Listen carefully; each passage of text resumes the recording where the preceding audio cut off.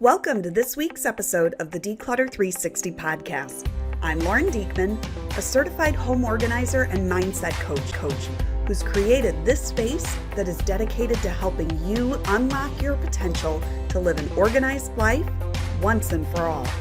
Are you ready to get organized from all angles? Let's dive in.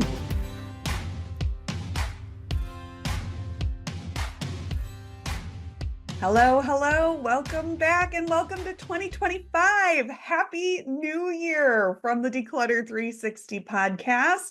We made it, here we are. And now is the time when you might be really starting to think about, right, those New Year's resolutions. We talked a little bit about this past week on the podcast. And I want to just remind you that however you feel about resolutions, that it's never a bad time to focus in on your priorities.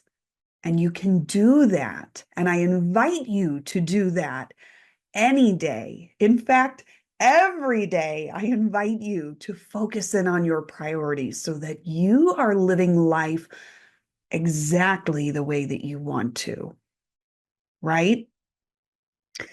And while this might seem a little bit off topic,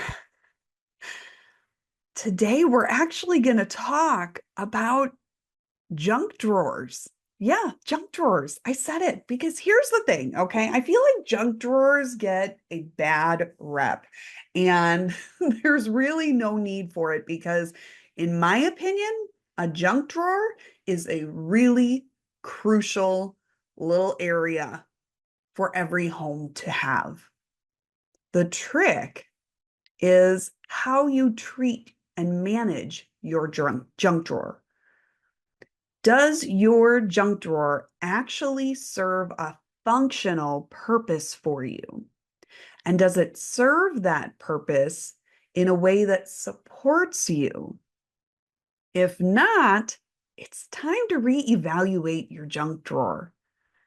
Like I said, I am a firm believer in having a junk drawer. And I think that, and I don't have any like real statistics on this, but I would be willing to guess that the vast majority of Americans, at least, have a junk drawer or two. And just about everybody's junk drawer is located in their kitchen. Okay, the kitchen serves as the heart of your home for so many people. It's where we come and go from. It's where we share meals together. Think of how many times you come into your kitchen and you open that refrigerator or you open your pantry or wherever it may be. You spend a lot of time in the kitchen. Okay, and so it's no surprise that something like a junk drawer exists within this space. And like I said, having a junk drawer is not only not a bad thing, it's actually a really good thing. But I want you to think about your junk drawer in a little bit of a different way. I want you to think of it as a utility drawer, as a functional drawer. And if thinking about your current junk drawer status right now, if that makes you laugh, thinking like I cannot use the word functional in the same sentence that I talk about my junk drawer, then oh my goodness, it's time to dig in. The junk drawer tends to act as a bit of a catch-all for us, right? It's kind of a hub where we store anything that we think we're going to be needing in the comings and goings of our day. So think about with me for just a minute some of the things that are in your junk drawer. When I think about my junk drawer, and I'm going to think way back to before I actually set up my junk drawer in a really functional way. And this has been quite some time. So, part of me is, I'm sure I'm not going to remember all the contents of, what was in my junk drawer. I know what's in my junk drawer right now. But I dig into junk drawers with my clients all the time. And I think so many of my clients are surprised that I'm really supportive of them having a junk drawer. But at the same time, I'm also advocating for them to treat their junk drawer a little bit differently. And I want them to do that. And I want you to do that too, because, just like I talk about creating this foundation for yourself, thinking about it from all angles so that you're organized from all angles, right? Your junk drawer needs to be one of those angles. It needs to serve as part of your functional foundation that supports you in living your life exactly the way you want to. So, again, thinking to the contents of our junk drawers. Okay, so thinking back, I think, okay, first couple things that come to mind: scissors, tape, Sharpies, batteries, flashlights, chapsticks, change, paper clips, Post-it notes, envelopes. I could go on and on and on, but these are all the kinds of things that, pens and pencils, writing utensils, pencil sharpeners. Oh my gosh, I could keep going for forever. Okay. But like all the different little contents and things, your random bits of ribbon. who who knows where, we could continue with this list.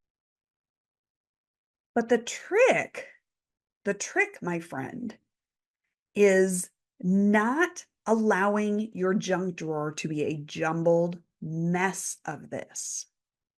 Because then, yeah, maybe you have some band-aids in that junk drawer, but can you find the band-aids in the junk drawer when you are bleeding or your child is bleeding and you're trying to take care of this problem? Sorry to bring blood into the podcast. You know what I mean, though? And the cool thing is the drawers in your kitchen. Now, time out. Some of y'all have these really amazing kitchen drawers that are super deep and you can store pots and pans in them. And I'm super jealous. I don't have any of those super deep drawers in my kitchen. Someday I will. It's like on my list, right? But for the vast majority of us, we have these really shallow drawers. Or even if you do have a lot of the deep drawers or some of the deep drawers, you probably have, what these like top drawers, the shallow drawers, you know what I'm talking about, right? They're shallow, they're wide. Um, they might not be so wide, but shallow as far as like from the top of the drawer to the bottom of the drawer is shallow. Okay. And those tend to be the kinds of drawers that we turn into junk drawers where we just cram all of this stuff that we know we need. Maybe your checkbook is crammed in there. Who knows? Right. And again, it's impossible to find these things. You can't find a pen when you need a pen digging through this junk drawer. You can't find a Post-it note, or the Post-it notes are all torn up and nasty. And nobody likes to use a nasty Post-it note. Come on now. Um, yes, silly things like that. But when we can take a little bit of time to give our junk drawer a little bit of love, my friends, then it can give you a little bit of love right back. So, one thing I like to suggest, if you have items in your house that you'd like to repurpose, oh my gosh, grab those. If you have some bins that are shallow enough, awesome. If you have old like iPhone boxes that you have been hoarding and thinking you need to hold on to, spoiler alert, no, you don't. You can throw them away. But if you are low on funds, but you happen to have some iPhone or, maybe Apple Watch type boxes laying around, at least use the lids, but sometimes you can pull the bottom part out of it and then still have the bottom too. Those can be amazing little drawer dividers for these shallow drawers.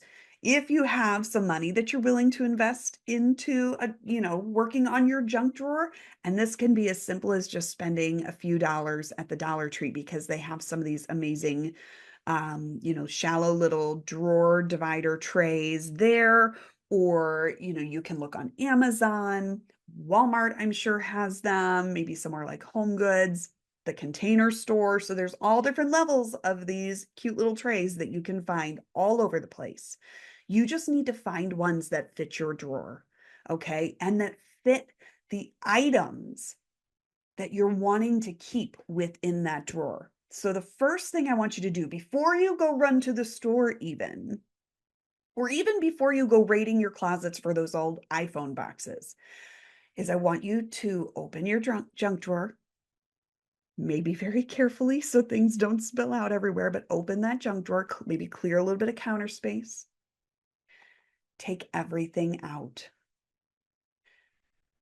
As you take it out, sort it into piles, sort it into categories. Okay.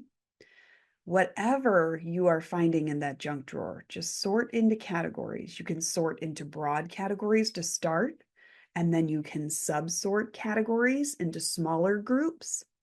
Then take a look at your categories and decide, are there any categories here represented, here spread out on my counter now from my junk drawer?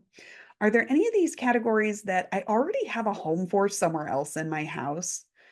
And it would probably be just as easy and functional for me to just keep all of those items in that one spot in my house. If so, take those items and go put them away in their home, right? They don't need to continue to take up space in your junk drawer. They don't need to junk up your junk drawer when they already have a home somewhere else in your house. Or if something makes sense for you to create a home somewhere else in your house rather than to continue to junk up your junk drawer, then by all means, be my guest, create a space for that somewhere else in your home.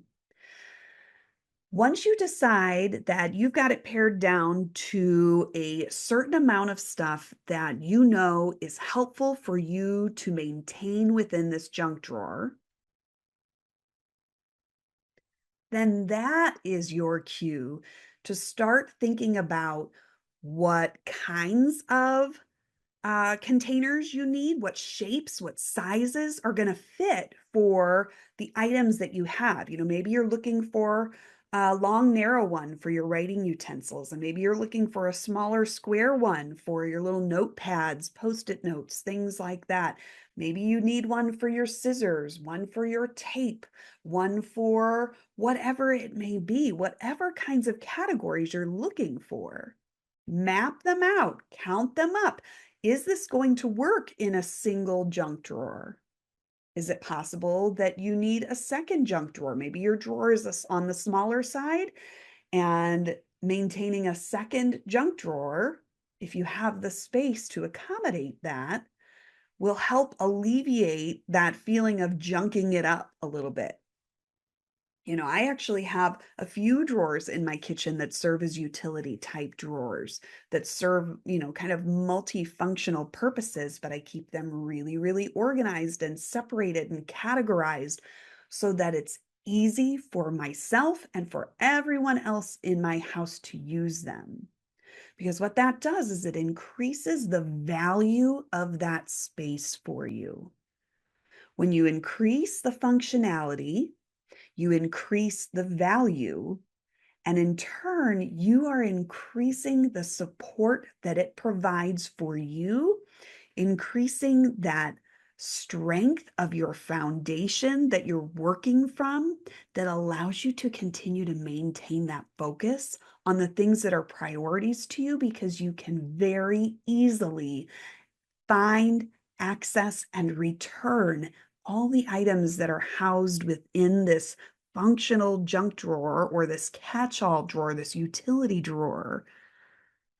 Do you see how just thinking about it in a little bit of a different way, setting it up in a more functional way, can help your junk drawer really serve as a true support for you, as something that's going to help you continue to live life organized from all angles?